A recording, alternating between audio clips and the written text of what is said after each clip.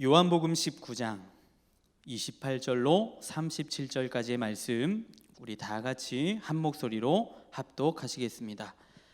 그 후에 예수께서 모든 일이 이미 이루어진 줄 아시고 성경을 응하게 하려 하사 이르시되 내가 목마르다 하시니 거기 신 포도주가 가득히 담긴 그릇이 있는지라 사람들이 신 포도주를 적신 해면을 우슬초에 메어 예수의 입에 대니 예수께서 신 포도주를 받으신 후에 이르시되 다 이루었다 하시고 머리를 숙이니 영혼이 떠나가시니라. 이날은 준비일이라. 유대인들은 그 안식일이 큰 날이므로 그 안식일에 시체들을 십자가에 두지 아니하려 하여 빌라도에게 그들의 다리를 꺾어 시체를 치워달라 하니 군인들이 가서 예수와 함께 못 박힌 첫째 사람과 또 그 다른 사람의 다리를 꺾고 예수께 이르러서는 이미 죽으신 것을 보고 다리를 꺾지 아니하고 그중 한 군인이 창으로 옆구리를 찌르니 곧 피와 물이 나오더라. 이는 본 자가 증언하였으니 그 증언이 참이라. 그가 자기의 말하는 것이 참인 줄 알고 너희로 믿게 하려 함이니라. 이 일이 일어난 것은 그 뼈가 하나도 꺾이지 아니하리라. 한 성경을 응하게 하려 함이라. 또 다른 성경에 그들이 그 찌른 자를 보리라 하였느니라. 아멘. 우리는 지금 요한복음 말씀 십자가의 영광에 관한 말씀에 도달하였습니다. 말씀의 순서와 흐름에 맞춰서 은혜를 나누다 보니 고난 주간을 또 마치 보내는 듯한 그런 느낌을 받습니다. 그럼에도 불구하고 거듭 곱씹고 또 묵상하는 이 묵상하는 말씀이 더보다 더 새롭고 더 큰 은혜로 우리 가운데 다가오게 되어지기를 소망합니다. 우리 이 세상에 널려 있는 우리 위인전을 보게 되면 위대한 사람의 전기를 기록할 때 특징이 있습니다. 그 한 인물의 출생과 성장과 또 그 사람의 무슨 일을 했는지에 대한 업적, 그 업적들이 있습니다. 대부분 위대한 사람을 기록할 때 그와 같은 것에 초점을 두기 마련이죠. 그리고 조명을 두기 마련입니다. 그가 살아서 무슨 일을 했는가, 그가 살아서 무슨 일을 했는지에 집중하는 것이죠. 그런데 성경은 그 점에서 볼 때는 아주 독특한 책입니다. 예수님의 사적인 삶에 대해서는 거의 기록이 없습니다. 기록이 없어요. 단 몇 줄로 기록이 되어 있을 뿐이죠. 그분은 이른바 공생애라고 말하는 이 3년에 관한 기록만 담겨 있을 뿐입니다. 그래서 마태, 마가, 누가 그리고 요한 그 사복음서를 살펴보면 알 수 있죠. 그분의 생애에 대해 집중한 기록이라기보다는 그분의 죽음에 관해서 죽음에 집중한 기록이다라는 것을, 기록이 더 집중되어져 있고 초점에 맞춰져 있다라는 것을 우리는 그 사복음서의 말씀을 보면서 우리는 알 수 있는 것입니다. 그래서 사복음서 분량의 4분의 1 정도가 여러분 뭐예요? 4분의 1 정도가 그 죽음에 초점이 맞춰져 있습니다. 그 기록은 십자가의 죽음을 예고하는 것과 그리고 십자가의 죽음과 부활에 대한 기록이 성경 그 곳곳에 담겨져 있다라는 것이죠. 그렇다면 왜 그런 것일까? 여러분, 왜 그런 것일까요? 이 세상의 수많은 그 위대하고도 유명한 사람들을 나타내는 그 일생을 기록하고 남겼던 그 전기들을 보게 되면 그런 모든 생애와 출생과 그가 이루었던 업적에 관해서 언급하고 있는데, 그렇다면 우리가 보고 있는 이 하나님의 말씀, 특별히 사복음서, 왜 그분의 그 죽음에 관해서 다루고 이야기를 하고 있는가? 라는 것입니다. 무엇보다도 생애가 기록이 더 강조되어야 할 것이고 삶의 업적이 더 부각되고 조명되어야 하는 것이 마땅할 텐데 왜 그분의 죽음이 더 많은 조명을 받아야 하고 이 기록에 초점이 되어야 하는가라는 것입니다. 그것은 여러분 무엇일까요? 그것은 먼저 구약에서의 미리 예고되어진 하나님의 말씀과 그리고 예수님께서도 예고하시고 말씀하셨던 대로 그분은 죽으러 오셨기 때문이죠. 그것 때문에 그런 것입니다. 즉 완전하신 하나님의 말씀에 대한 성취 때문인 줄 믿습니다. 예수님의 목적은 이 땅에서의 죽음이 목적이었습니다. 언제 어디서 어떻게 그리고 왜 죽어야 하는가에 대한 그런 것이었다라는 것이죠. 그러나 그 죽음에 대해서 제자들은 여러분 어땠어요? 전혀 이해하지 못했습니다. 무엇 때문에 죽어야 하는가에 대한 말씀을 해주셨음에도 불구하고 여러분 어땠어요? 제자들은 처음에 몰랐죠. 이해하지 못했습니다. 그런데 예수님의 그 죽음은 엄청난 의미가 담겨져 있다는 것입니다. 이 세상에 어떤 수많은 죽음보다도 엄청난 의미, 놀라운 사실이 담겨져 있다는 것이죠. 그것이 무엇입니까? 바로 구원입니다. 하지만 이 구원을 위한 죽음, 그분이 십자가에서의 죽음이 우리에게 구원이 된다는 그 사실 그 자체가 여러분 어때요? 여러분 받아집니까? 여러분 받아지는 것이 은혜죠. 지금 이 자리에 있는 것이 은혜 아니겠습니까? 그것을 아멘하고 믿고 따르기 때문에 그래서 찬양할 수 있는 것이죠. 그리고 새벽을 깨워 기도하는 것 아니겠어요? 그런데 여러분 아직도 세상은 어때요?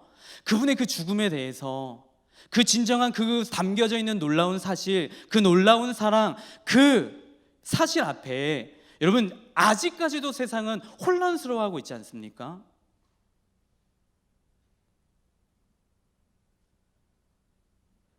아직도 그 자체가 혼란스러울 뿐인 것입니다. 그래서 세상은 그 구원의 진정 무엇을 뜻하는지에 대한 것도 어때요? 모호하고 혼란스럽기 때문에 쉽게 받아들이지 않는 것이에요. 그래서 그저 예수님을 어때요? 그저 하나의 인간, 그냥 좋은 말을 많이 남겼던 예수, 또 공자와 맹자와 같이 좋은 가르침을 준, 좋은 깨달음을 준 한 명의 사람, 그저 그런 예수, 인간에게 황금률을 갖다 주고 여러분 뭐예요? 오른뺨을 맞으면 왼뺨을 갖다 대라. 그리고 어때요? 겉옷을 달라 하면 속옷까지도 내어주라. 대접을 받고 싶으면 너희가 먼저 대접하라. 이런 도덕적이고 윤리적인 예수, 그런 예수에게만 집중되어져 있죠. 여러분 그러니까 그런 예수에게만 집중하게 되니까 여러분 어떻습니까? 진정한 예수 그리스도를 예수로 보지 못하는 것이죠. 여러분 저는 그리고 심지어 요즘 이렇게까지 이야기를 하더라고요. 이렇게까지 표현하는 것을 봤어요. 서양 귀신이다. 그래서 기독교인이 서양 귀신을 믿는 자들이다. 왜 서양 귀신을 섬기고 믿는지 모르겠다. 이런 표현까지 쓰더라고요. 여러분 그러나 그분이 이 땅에 오셔서 그런 깨우침에 대한 말씀 한마디 한마디가 참으로 중요한 말씀이지만 그러나 그것보다도 더 본질적이고 더 중요한 것이 무엇입니까? 더 중요한 것을 놓치게 된다면 여러분 어때요? 중요한 것을 정작 본질적이고 중요한 것을 핵심적인 것을 놓치게 되면 여러분 그냥 인간 예수, 앞에 제가 이야기했던 좋은 가르침을 그리고 도덕적이고 윤리적인 예수일 뿐인 것이죠.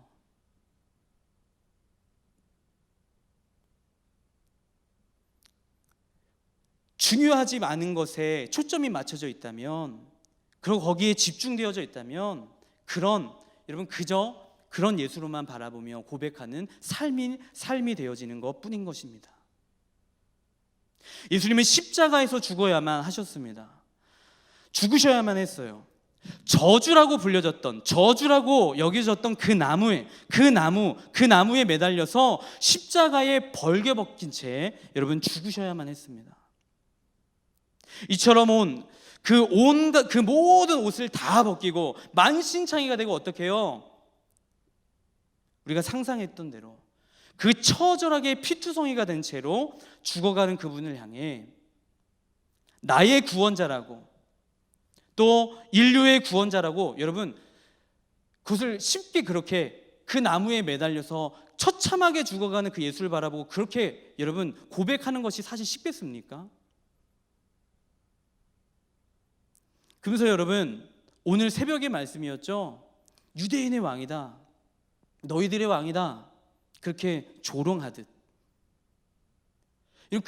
그 나무에 달려 처참하게 찢겨져 죽어가는 그 예수를 바라보고 여러분 메시아라고 여러분 그렇게 쉽게 고백하고 믿을 수 있겠습니까? 그래서 여러분 저는 때때로요 이 예수님에 대한 순환, 또 그 십자가를 떠올리고 그에 대한 말씀을 또 상고하고 준비할 때마다 문득문득 그런 생각을 가져봤어요. 갖곤 해요. 이런 어떤 생각이요? 만약에 내가 지금 이 시대, 이 대한민국에서 태어난 것이 아니라 예수님이 계셨을 그 당시에 나 또한 그 이스라엘에 태어나서 진짜 예수님을 바라본다면, 십자가를 지고 가시는 그 예수님을 바라본다면 나는 어떠했을까? 나는 제자는커녕 제자는 고사하고 그분을 정말 그분의 말씀을 믿었을까? 그분을 따랐을까? 아니면 여러분 어때요?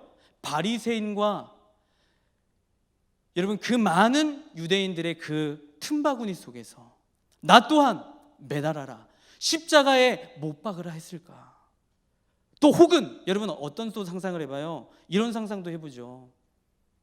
조금은 우스꽝스러울 수 있지만 지금 이 시대에 예수님이 2000년 그때 그 시대 때가 아니라 하나님이 약속하셨던 그 시대가 지금 이 시간 이 순간이어서 주님이 우리 이 땅에 대한민국을 선택하셔서 오셨다면 지금 이 모든 것들이 내 앞에 지금 펼쳐지고 있다면 나는 어떠했을까? 그런 상상을 해보게 되는 것이죠.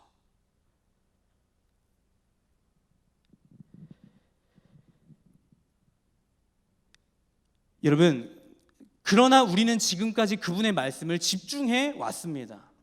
그러면서 분명 우리가 꼭 들어야 할 말씀을 들어왔어요. 들어왔지만 오늘 특별히 이 본문의 말씀은 그야말로 그분이 오신 목적, 그분이 오신 목적을 단 한마디로 설명해 주고 있는 말씀이다라는 것입니다. 그리고 그 목적이 이루어졌다는 것을 어떻게 해요? 공개적으로 선언하시는 것을 듣고 알게 되는 것이죠. 예수님이 십자가 위에서 여러분 어때요? 숨을 거두시기 그 직전까지 단 몇 마디요? 7마디를 하셨죠. 그 7마디를 하신 것을 여러분 기록이 되어져 있어요. 어디에 말씀이 있습니까? 누가복음과 요한복음에 기록되어져 있어요. 특별히 그 7마디는 그 누가복음과 요한복음에 기록되어져 있지만 그 7마디는 어쩌면 그분의 진정한 목적, 그리고 그분을 사랑하고 따르는 그리스도인들에게 있어서 어떻습니까? 신앙하면서 살아내야 할 하나님의 뜻을 압축해 놓았다라고 볼 수 있다라는 것입니다. 그분은 어제의 말씀처럼 요셉과 그의 어머니였던 마리아에게 위로의 말씀을 건네셨죠. 또 오늘 이어지는 말씀에서 말씀하시죠. 우리 28절로 30절까지의 말씀입니다. 우리 다 같이 28절부터 30절까지 우리 한 번 더 말씀 읽겠습니다.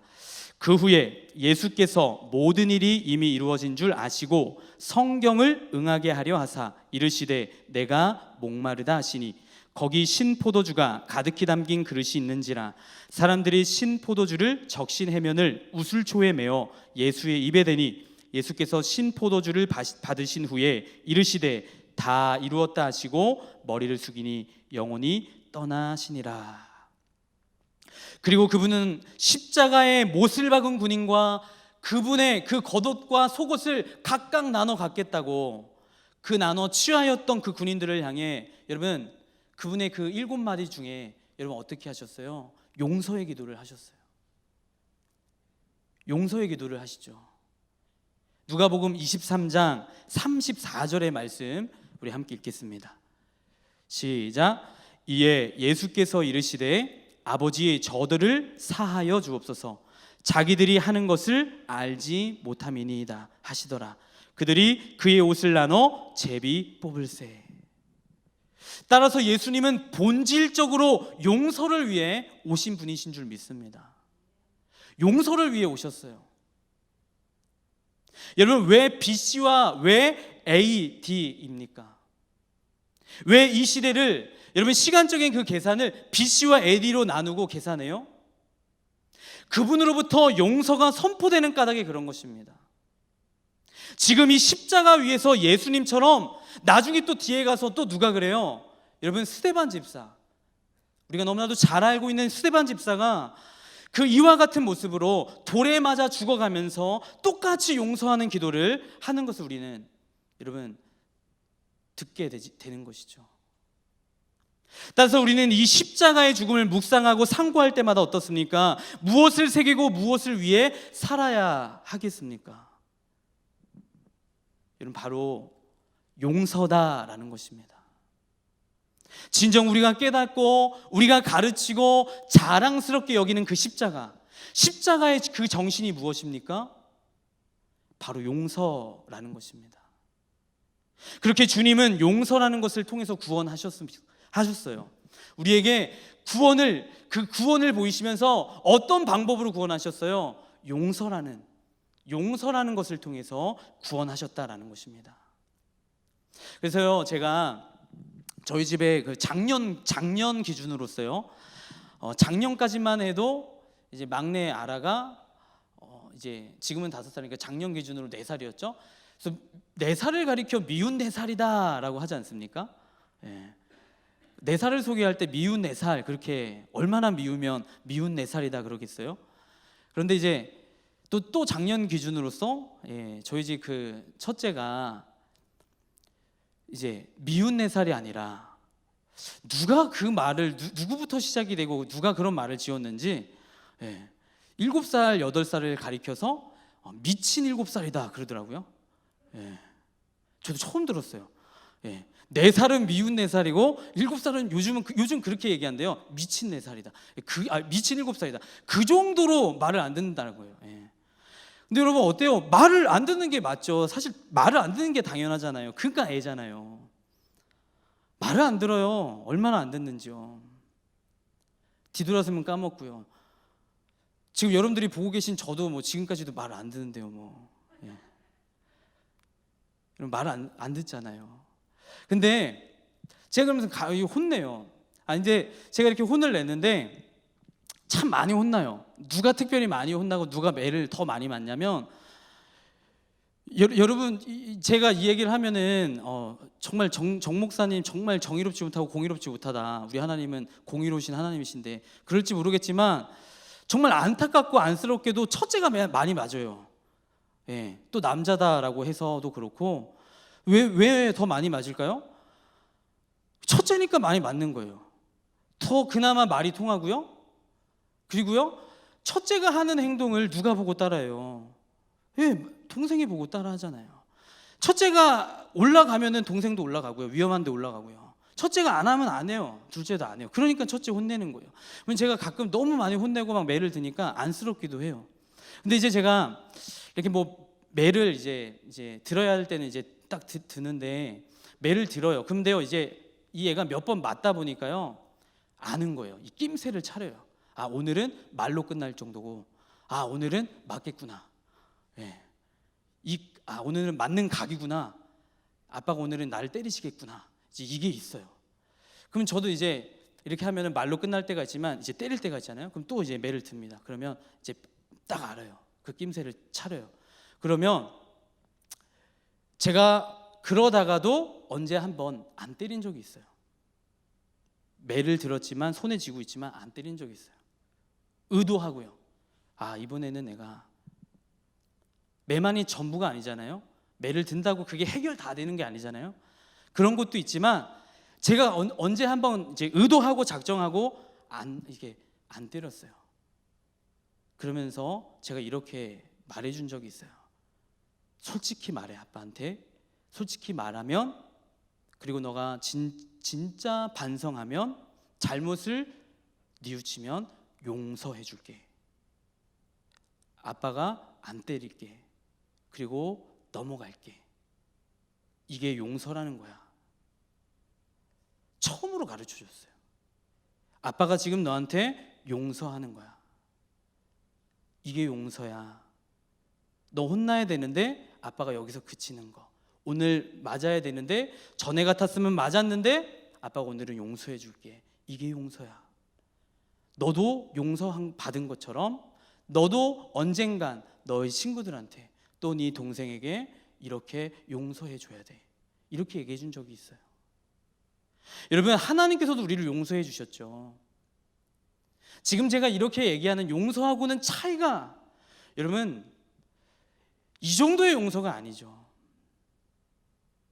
여러분, 왜 하나님께서 용서를 통해 우리에게 구원하셨습니까? 왜 용서하셨나요? 사랑하시니까요. 죽기까지 사랑하셨기 때문이죠. 여러분, 그래서 제가 용서다라는 것을 우리 또 아이에게 가르치면서 또 이와 같이 하나님께서도 우리를 사랑하시기 때문에 용서하신 것이다 라는 거예요. 그 사랑이 우리 안에 있음을 믿습니다. 이 용서의 영성이, 이 용서의 신앙의 모습이 우리 모두에게 있게 되어지기를 원합니다. 근데 이 시대는 어때요? 이 시대에 가득히 깔려 있는 것은 어때요? 요즘 흥행하고 있는 드라마를 보세요. 여러분, 어떤 메시지가 있어요? 용서가 있나요? 용서가 없어요. 눈에는 눈, 이에는 이. 아니요, 더 갚아주라는 거예요. 복수는 나의 것. 오죽하면 제목들이, 그런 제목들이 가득해요. 아주 인기를 끄는 드라마 이렇게 다 보면요, 이렇게 보지는 않았지만 이런 드라마들을 이렇게 보게 되면 여러분 어때요? 사랑이 없어요. 용서가 없죠. 용서해 주는 것이 없어요. 복수해야 돼요. 갚아줘야 돼요. 신랄하게 갚아줘야 합니다. 용서를 모르는 시대, 용서를 잊어가는 시대. 더 안타까운 것은 무엇입니까? 그 세상에 깔려있는 그 용서가 교회 속에서 들어와 있다는 거예요.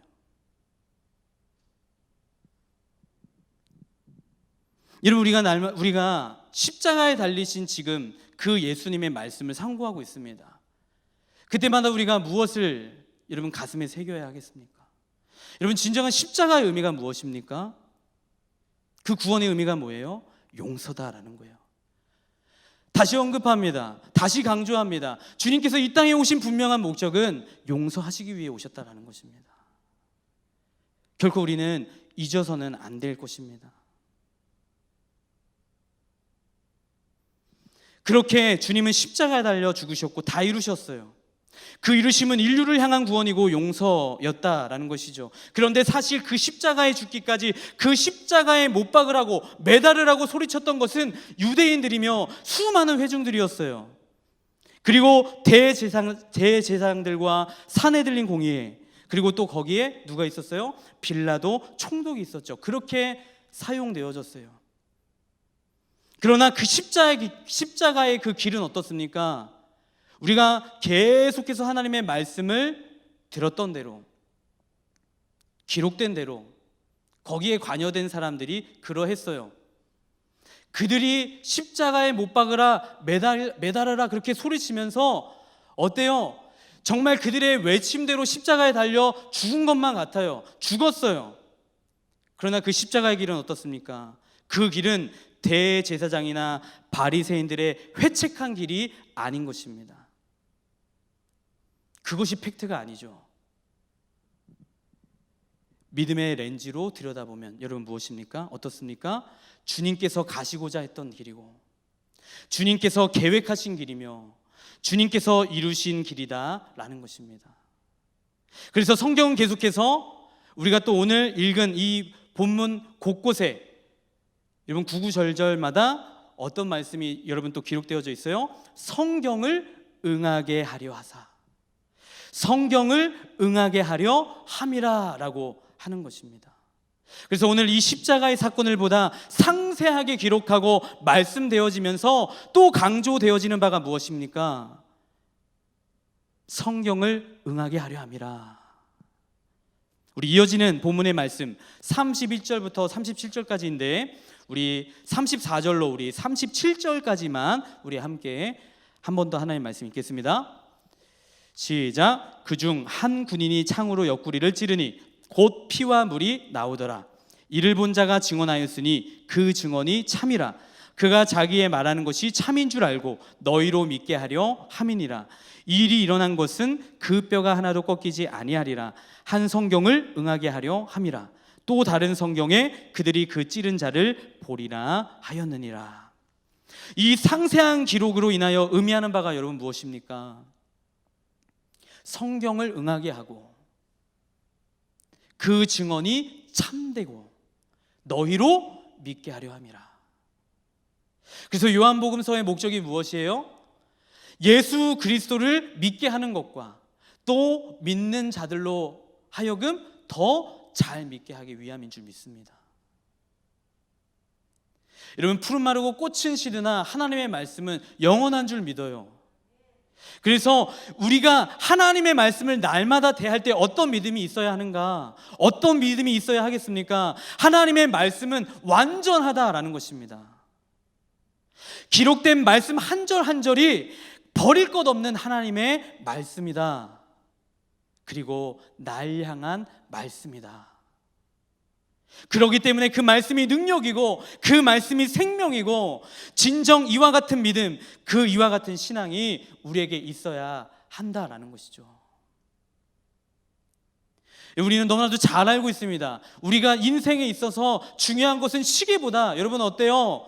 나침반이 중요한 것처럼 가야 할 방향을 알고 분명한 목적을 정하고 그 목적지를 향해 나아가는 것, 전진하며 나아가는 것, 그것이 중요한 거 우리가 너무나도 잘 알고 있잖아요. 그러하듯 하나님의 말씀을 향한 그 분명한 방향, 하나님의 말씀에 관여된 삶, 하나님의 말씀에 반응하는 삶, 하나님의 말씀을 이루고자 하는 나의 의지, 나의 드려짐을 말하는 것입니다. 그래서 그렇게 순전히 말씀을 따르는 나의 삶 전체가 되도록 우리는 기도해야 할 것입니다. 그래서 우리가 분명 기억해야 해요. 이런 무엇을 기억해야 할까요? 예수님은 용서를 위해 오셨고 처음부터 끝까지 구원을 위해 오신 분이시다라는 것입니다. 그리고 하나님의 말씀을 응하게 하시기 위해 오셨고 하나님의 계획, 하나님의 그 뜻을 이루시기 위해 오셨다라는 것입니다. 그리고 잊지 말아야 할 것입니다. 그리고 더 나아가 십자가의 영광, 그 십자가의 구원, 십자가의 능력, 그 십자가를 사랑을 우리는 지니고 살아야 할 것입니다. 여러분, 또 그렇게 산다라는 것 너무나도 잘 알고 있죠. 그렇다면 그렇게 산다라는 것은 여러분 무엇입니까? 무엇을 의미하는 걸까요? 어디로 이어져야 합니까? 그 십자가를 자랑하고 전하는 삶, 십자가 전달자, 그 십자가의 전달자가 되어 우리는 분명 살아가야 할 것입니다.